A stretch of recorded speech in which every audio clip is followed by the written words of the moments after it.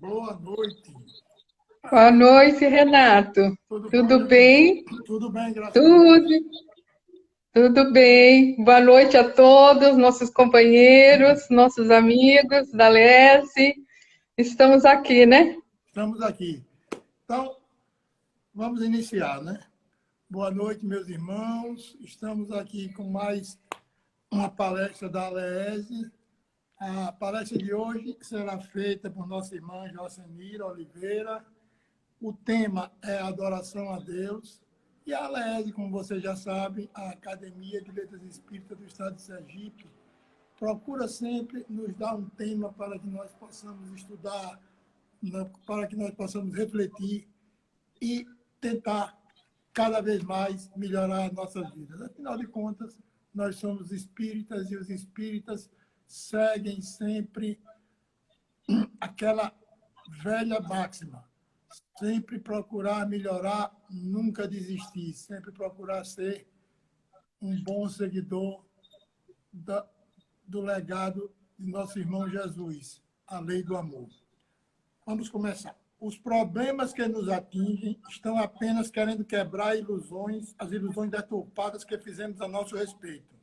Sobretudo, a ilusão de que somos fracos, incompetentes, doentes e sem merecimento para uma vida de realizações positivas.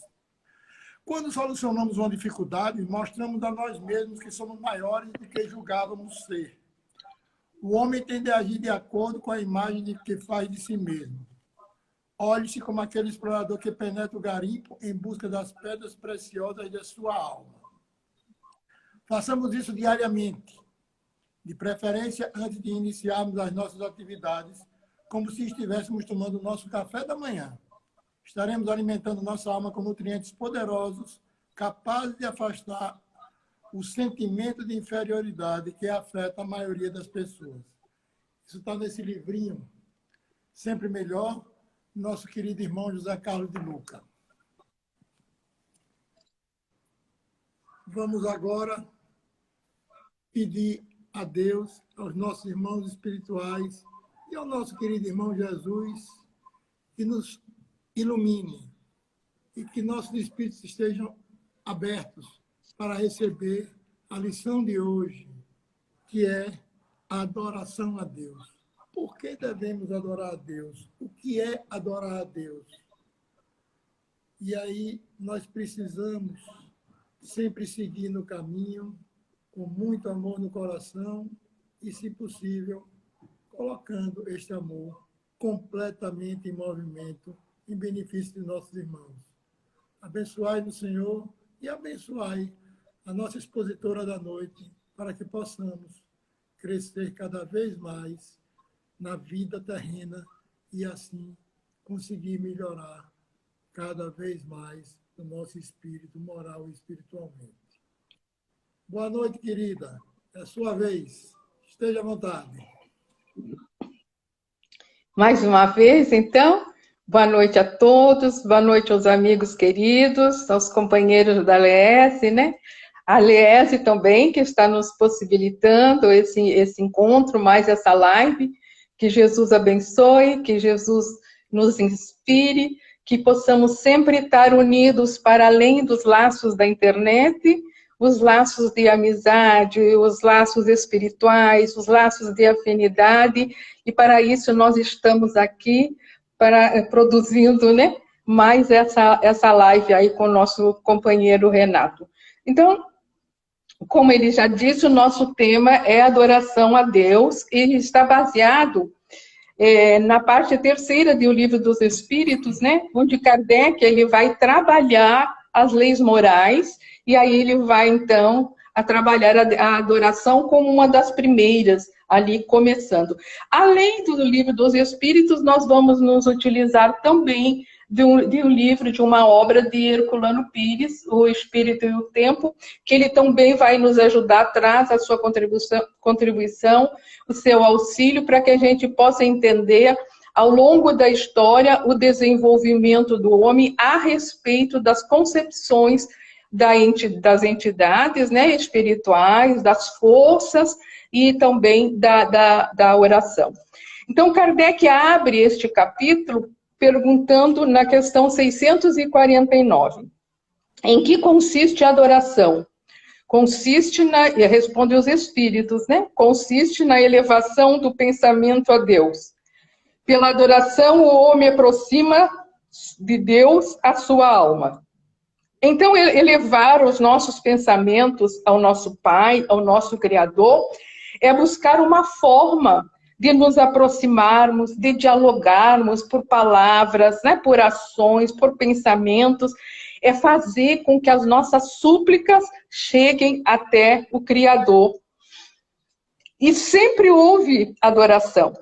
Ao longo dos tempos, ao longo da história, sempre houve adoração. Havendo divindades, haveria de haver adoração. E Kardec ele vai confirmar isso na questão 650 do Livro dos Espíritos, que ele pergunta: a adoração é resultante de um sentimento inato ou é fruto de um ensinamento?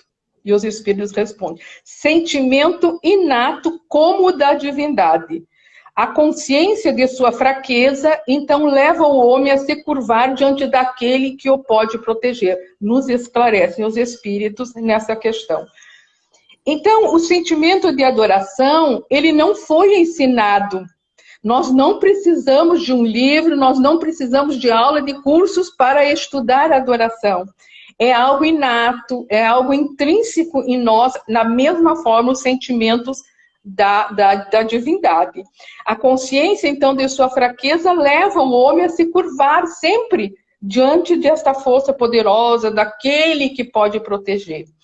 Então, o sentimento de adoração, então, ele não foi... Isso é muito importante para que a gente entenda que é inato, é intrínseco. Por isso que a gente está afirmando, e Kardec foi confirmar, é de todos os tempos e é de todas as épocas. E nos descaligares sim, as leis morais. Jamais houve quem não reconhecesse intimamente sua fraqueza e a consequente necessidade de recorrer a alguém todo-poderoso, buscando o arrimo, o conforto e a proteção nos transes mais difíceis desta tão atribulada existência. Então, por ser um sentimento inato, né, nós encontramos em todos os povos. E a história da humanidade, ela mostra que em todas as épocas e todos os povos, eles praticaram, ao seu modo, atos de adoração a um ser supremo. Mas a sua concepção ainda era muito genérica, ainda era uma concepção muito ampla, que se dava a todo ser existindo fora da concepção humana. Então, o que eles não podiam explicar, eles não tinham explicações. Tudo, então, que representava um poder maior que o ser humano, então, era adorado como deuses, né? E nós vamos verificar, então, que essa adoração, nesses primeiros momentos e nos povos primitivos, era uma forma de adoração muito que não tinha nada, a forma de adoração nada racional. Podemos perceber pouca racionalidade nos cultos, tudo ainda muito material, tudo ainda muito preso a atos exteriores, mas o importante aqui é perceber que já então havia esse movimento da busca de reconhecer este ser supremo, este ser superior. E o professor Herculano Pires, em sua magnífica obra, né, O Espírito e o Tempo, inclusive está sendo objeto de estudo, né, pela Lésia, aí está o nosso coordenador, o Renato, né? E aí nessa obra ele aborda a questão de adoração através do homem, o que ele chama de horizontes. E ele apresenta 5 horizontes: o horizonte tribal, o agrícola, o civilizado, o profético e o espiritual, em que os espíritos que encarnam na Terra e que já passaram por isso, e também tem aqueles que ainda estão estagiando nesses momentos. O que ele chama de horizontes são as fases da humanidade.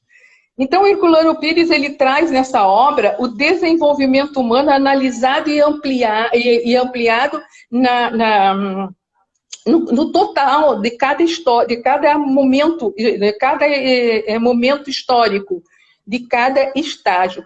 Mas ele traz, veja, que é uma concepção abordado muitas formas de entender o desenvolvimento humano. É muito que ele abordou nesta obra, várias formas de abordar esse desenvolvimento humano dentro dessas várias fases.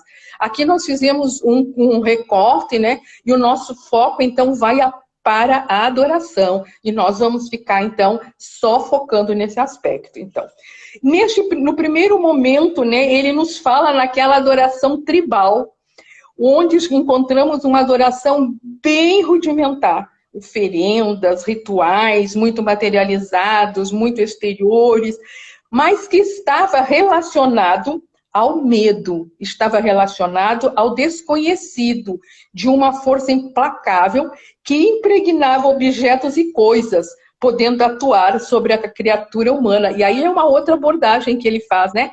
Que é a força espiritual, né, atuando através da mediunidade. É uma outra categoria de análise que Herculano faz. Então, é aquele momento nesse horizonte tribal em que nós estamos agora analisando, é aquele momento em que você faz determinada oferenda de proteção para qualquer ameaça. E nos diz Herculano Pires que o momento não havia desenvolvido, o homem não havia desenvolvido o seu psiquismo. Então, todas as coisas, em termos, ele tomava as coisas, ele entendia, a percepção que ele tinha de todas as coisas, das divindades, era a sua semelhança. Então, que tinham, eles compreendiam, que tinham necessidades e que tinham também essas peculiaridades humanas. E aquelas concepções antropomórficas que nós sabemos. Ainda hoje, né, com a modernidade, ainda nós encontramos, algumas denominações religiosas ainda trazem características que fazem referência, que se faz essa adoração a Deus quase de forma tribal, oferecendo alimentos e oferendas e coisas materiais. E não está muito longe de nós, porque de vez que outra nós encontramos, não é, em determinados lugares, tipo esquinas, ou perto de cemitérios, nós encontramos muito esse tipo de adoração que Herculano se refere a tribal, e nós encontramos ali alimentos, bebidas, não é, animais, inclusive até animais. Bem, em um segundo momento, Herculano fala do horizonte agrícola. Aqui, então, já havia cuidado com o controle da chuva, do calor, da fertilidade da terra, das sementes. Nesse horizonte, se busca a proteção de forma também ritual, de benzedura, de rogativas, de súplica, mas com a sua característica do momento, com a sua característica do horizonte, não é? Para amar aquelas súplicas todas, era para a manutenção de uma forma mais organizada de subsistência. É o que caracteriza bem esse horizonte, né? Agrícola. Então, o horizonte agrícola é o mundo das primeiras formas sedentárias de vida social. Então, aqui havia a preocupação de armazenar os grãos, não é? Para aquele tempo de inverno, aquele tempo de escassez, de falta de recursos, dando a possibilidade, então, de um planejamento de vida que já não dependia tanto daquela vida nômade, e que se buscava as caças lá no horizonte tribal que nós acabamos de ver. Então, o exame do horizonte agrícola nos remete à natureza agrária dos deuses bíblicos e soube que os homens, as criaturas, os espíritos encarnados na Terra naquela época estavam submetidos, né, a esses deuses. E continuando, Herculano vai nos falar, com a evolução tivemos horizontes mais civilizados.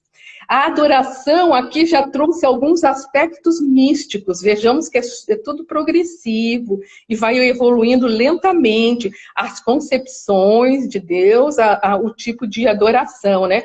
Então, aqui já trouxe aquele aspecto místico. E aí nós já vimos instituído alguém que pudesse nos representar, esse alguém que pudesse fazer essa intermediação entre nós, né, que nos representasse, nós simples, a esse desconhecido, ainda essa força desconhecida. São aqueles momentos dos oráculos, e que inclusive a Bíblia faz, não é? Que faz referências, consulta aos oráculos, né? Então, nesta fase de horizonte civilizado, caracteriza-se muito também por causa disso. Que esse oráculos que estamos falando, podia ser um templo, podia ser o local das consultas, aquele ser que dava as respostas às consultas, podia ser uma gruta misteriosa, um santuário mágico, mas que podiam trazer as respostas das consultas feitas. E nós, em seguida, vamos ter um horizonte profético. São aquelas fases dos profetas, que já apresentam algum juízo ético, então, que já começam a trazer para nós algumas definições que apresentam como o ser humano deveria se comportar, juízo ético, né? Como ele se deveria comportar na sociedade, já está vivendo em sociedade, não é? Com a sua relação consigo mesmo, mas ainda eles estavam preocupados em um primeiro momento com as questões ainda exteriores, onde o ser humano tinha capacidade maior de se identificar com aquelas coisas ainda exteriores. Mas já começou a aparecer neste momento o conceito que levou ao monoteísmo, um Deus único. Então, entre os hebreus, a aceitação do monoteísmo pela primeira vez na história, na nossa história. Então, não aceita mais a submissão dos espíritos encarnados neste horizonte, eles já não aceitam mais este domínio, né, dos deuses, essa submissão aos deuses agrários. Então, o indivíduo espiritual, ele confabula, conversa, né? Ele conversa com entidades superiores, certo de falar com o próprio Deus, como ocorreu com Moisés no Sinai. Então, neste horizonte começa a raiar uma nova perspectiva, que é o horizonte espiritual e o último horizonte que nos fala nessas categorias de análise que Herculano vai nos falar. Mas a gente consegue perceber, mesmo que neste resumo, muito resumido mesmo, mas a gente já consegue perceber que essa evolução através do tempo, essa concepção de divindade, da mesma forma que as várias formas de adoração às divindades. Como nós dissemos no início, como é um sentimento inato, então acompanha a humanidade em todas as fases, nas suas diferentes formas. E Herculano traz isso de maneira brilhante, que a gente possa entender, mas muito assim, de maneira fácil. A gente não precisa nem fazer nenhum esforço para entender Herculano, porque ele já traz assim muito metodicamente organizado, com uma didática muito boa. Então, o horizonte espiritual. Esse horizonte aparece com Jesus, marcando um novo ciclo na história do Ocidente. Um novo ciclo. O Deus Pai que Jesus traz, essa ideia, esse conceito, ele transcende, então, a ideia dos deuses da antiguidade, os deuses do passado, né? As divindades pagãs, nosso Pai. Por isso, então, o Evangelho, o Deus do Evangelho, né, que Jesus traz para nós, ele não é guerreiro, não. Ele é mais amoroso e justo. Não faz discriminações, não exige culto exterior, não quer lugar específico para ser adorado. Estamos iniciando o horizonte espiritual inaugurada por a vinda de Jesus entre nós. Jesus, então, já falava sobre isso em um dos mais belos diálogos do Evangelho, que está lá em João, no capítulo 4, no capítulo 4, versículo de 5 a 42. Foi quando Jesus conversava com a mulher samaritana no poço de Jacó, em que ele pergunta onde devemos adorar a Deus. Em Jerusalém, como afirmam os judeus, no Monte Gerizim, que era sagrado para os samaritanos, né? E Jesus então diz: mulher, dia virá e já está próximo, onde os verdadeiros adoradores adorarão o Pai em verdade e espírito.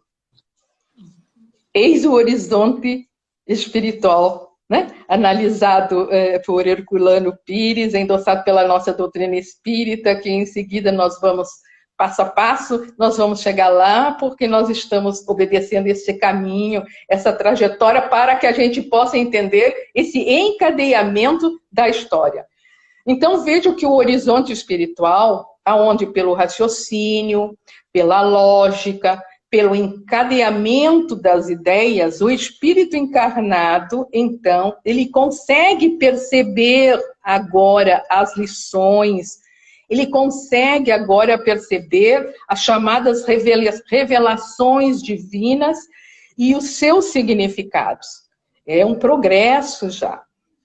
Então, veja que no horizonte lá no profético, que a gente já passou, que a gente já viu, nós vimos Moisés trazendo o seu decálogo, dizendo não às coisas erradas, não é? Não matarás, não furtarás, e enfim, aquela sequência de não. Então ele vem dizer não às coisas erradas.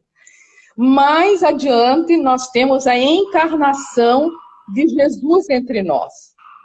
E aí Jesus trouxe seus ensinamentos, que nós já estávamos amadurecidos para que a gente pudesse entender. E aí Jesus veio mostrar as leis divinas, as leis que regem a nossa evolução, as leis às quais nós estamos submetidas, e como, né, nós deveríamos fazer para cumprir a lei de Deus. E aí Jesus nos propõe uma regra de conduta em que está impregnada, está todinha envolta ao amor, à caridade, à benevolência, o perdão, o afeto. É a doutrina de Jesus. Tão importante a vinda de Jesus na Terra, como esse nova luz, novo horizonte, mas tão importante que dividiu a história da humanidade no Ocidente entre antes e depois de Cristo. Olha como é representativa e como essas lindas mensagens perduram ainda na eternidade dos tempos de lá para cá. Entretanto, veja, como ele mesmo havia entendido que os homens esqueceriam, que os homens deturpariam, agregariam outras coisas, mudando sua mensagem. E essa mensagem, então, ao longo do tempo, ela sofreria mudanças na sua essência. Ele diz que no momento adequado, ele mandaria um consolador que ficaria conosco. Então, logo, este consolador, como diferente dos outros, né, de Moisés, como por exemplo, que era personificado, esse não estava personificado, não era um espírito que passaria algum tempo na Terra conosco e partiria. Não, ficaria eternamente conosco. E aí, então, nós tivemos a codificação espírita, que completa, então, completando as 3 grandes revelações divinas para a humanidade. Então, o horizonte espiritual que a doutrina espírita nos capacita a viver nos apresenta, né, no dia a dia, nas suas exposições doutrinárias, nas suas obras, no seu estudo. Tudo isso é um estímulo exterior, externo, que tem que ter entrado, deve entrar na nossa mente, que nós precisamos refletir, que precisamos entender para que tenhamos uma fé raciocinada e coloquemos essa fé no dia a dia das nossas vidas. Então, não perdemos essa oportunidade que a doutrina nos está oferecendo dentro deste contexto, né, deste horizonte espiritual. Então, finalmente, com a doutrina espírita, nós vimos fé e razão. Veja, como Kardec, ele equacionou essa questão.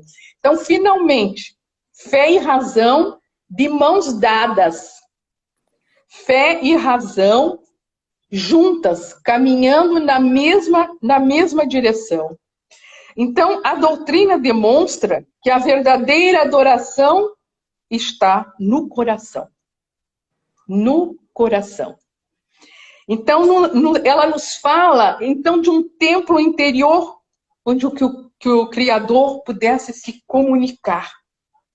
Que a criatura pudesse se comunicar com o Criador, que pudesse ser ouvido. Assim, então, nós podemos entender hoje que nós podemos fazer de qualquer lugar um templo de oração.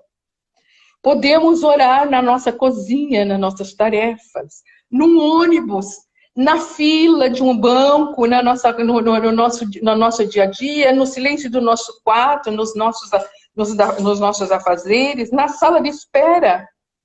Para isso, nós só precisamos de um coração amoroso e um pensamento bom. E é no templo do nosso coração que nós devemos agora fazer essa adoração a Deus. No templo da nossa consciência, né? Que realmente tudo sabe. Então, orar a Deus é aproximar-se dele, é pôr-se em comunicação com ele. Porém, vejam, não vamos esquecer que nós devemos adorar a Deus por nossas ações diárias. Por exemplo, né, com gratidão, com esforço para nos melhorarmos a cada dia, fazendo essa preparação para os dias, para as nossas dificuldades, para as nossas transformações necessárias. Não vamos esquecer que adorar a Deus não é rezar o tempo todo, não é se consagrar ao celibato, não é fazer jejum, eu não como esse alimento, eu não vou comer este em adoração a Deus. Não é ler constantemente a Bíblia, fazer evangelho no lar metodicamente, doar cestas básicas, doar roupas. Claro que tudo isso ajuda, tudo isso é muito importante e é sempre muito bem-vindo. Mas, acima de tudo, adorar a Deus é amar e respeitar o próximo. Respeitar a sua criação. Valorizar a vida que nos foi dada e trabalhar pela paz. Pela paz. Adorar a Deus é fazer o bem e retribuir o mal com o bem. Então, vejam, é agir com caridade, é ver sua presença divina nos olhos de todo homem, amar o próximo como a si mesmo.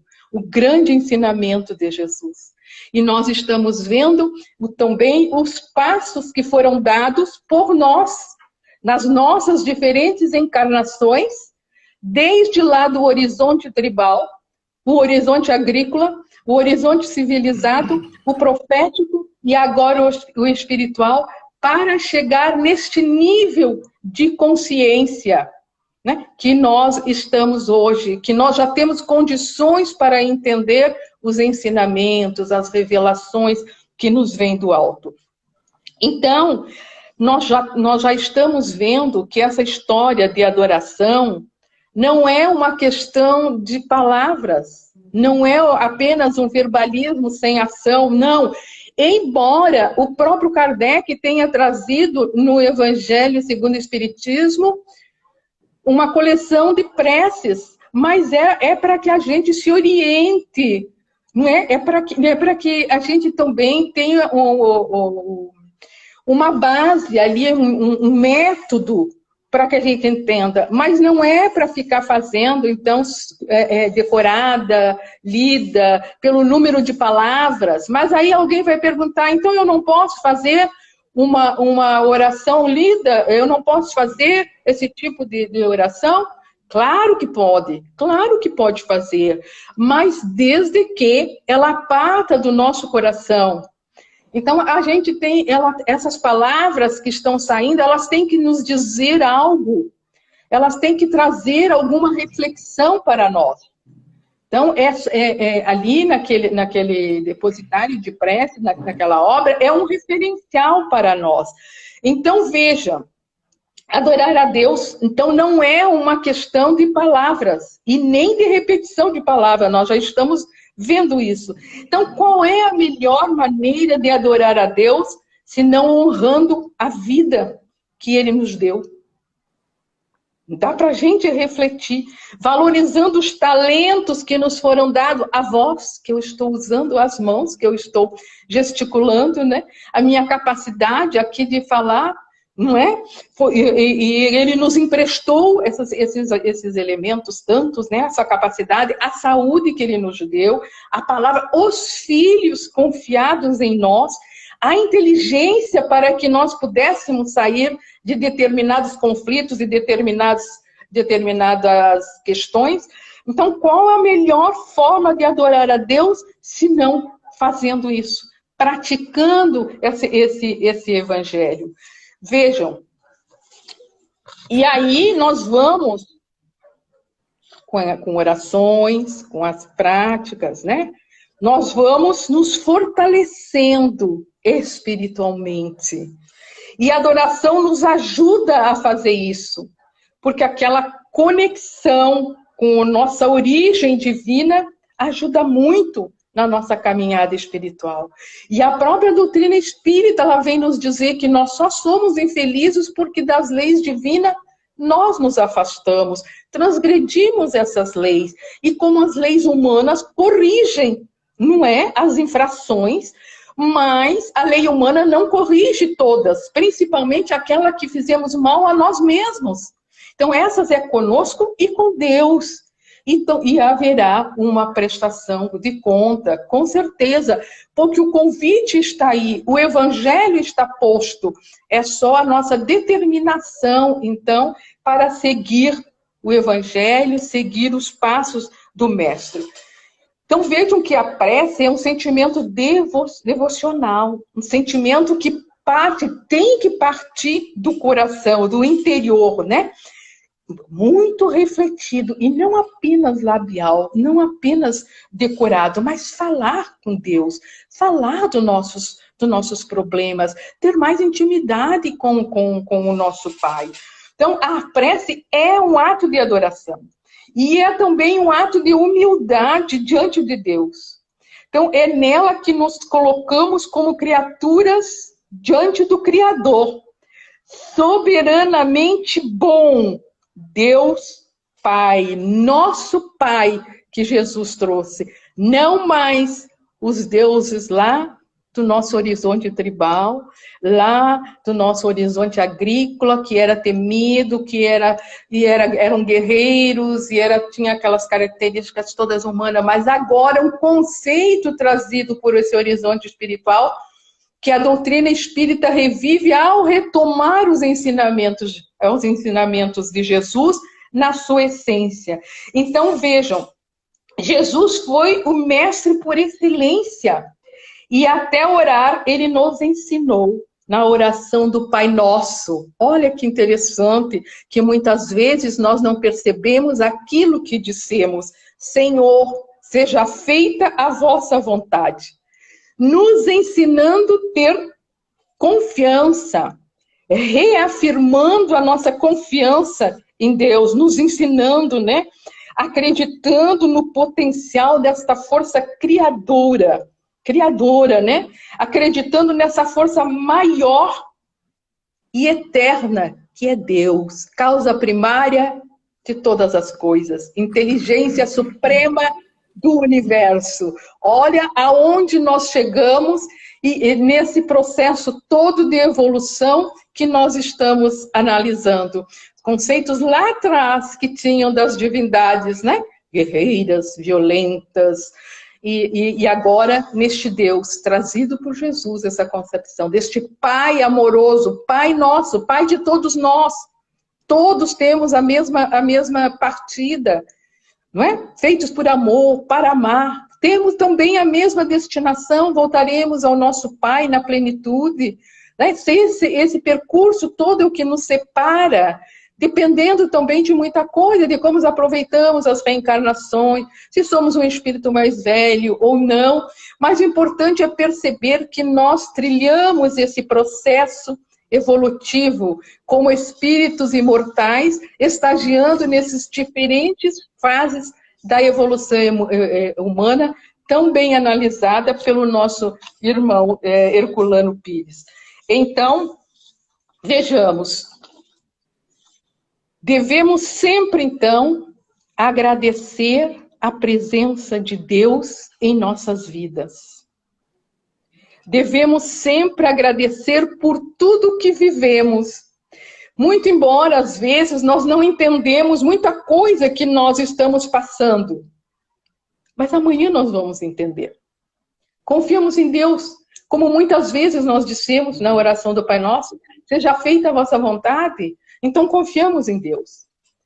Então, seja qual for a dificuldade em que nos encontramos, recordamos que Deus está conosco. Ele sempre esteve conosco. E nada nos faltará neste caminho do socorro e da bênção, para que a gente atravesse essas fases difíceis, essas fases desafiadoras que o espírito humano passa neste momento, ao encontro, então, da paz, ao encontro da luz, sabendo e praticando a lei de adoração. E também que nós saibamos agradecer o horizonte espiritual que a doutrina nos capacita a viver.